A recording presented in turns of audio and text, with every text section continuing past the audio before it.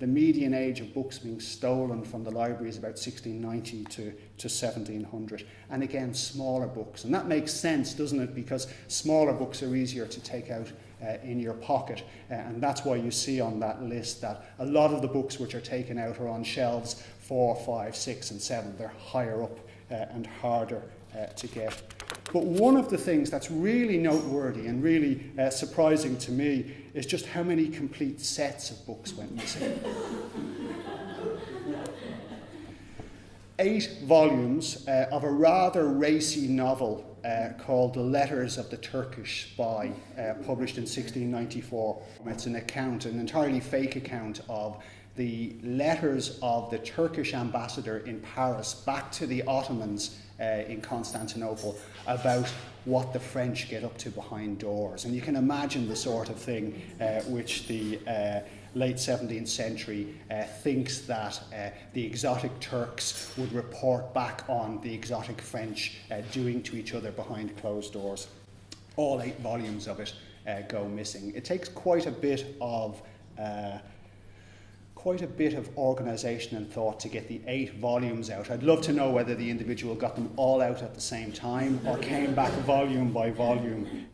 And you will be shocked, I think, absolutely shocked to learn that the examples where I've shown you where no books are being stolen are the theological books. Particularly the theological books in Latin and Greek. Travel books, anything to do with travel around the world is stolen.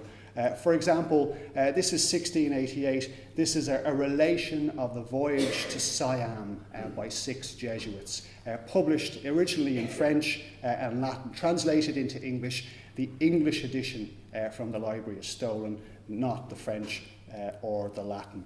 And if you're wondering how I'm showing you images of books which have been stolen, we're looking here at some of the books which have been replaced in the 1920s and 30s. The librarian has tried to go back and replace what's missing from the collection.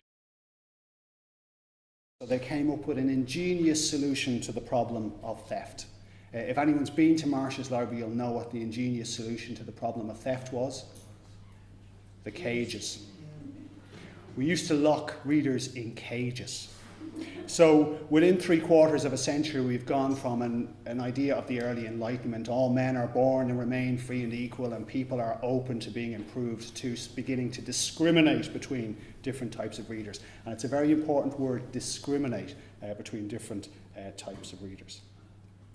Now, if we assume that the cages were used, at least for a period of time, because the library would have gotten a fright about the level of theft, what's noteworthy is that the subsequent audits in 1780 and 1828 demonstrate conclusively that the theft didn't stop. In fact, it didn't slow down. If anything, it accelerated slightly. And that might tell you something quite interesting about how the books are going out. Because if you are, as you should have been, locking suspect-looking readers into the cages, there are perhaps 2 types of people in the library who you are not locking into the cage.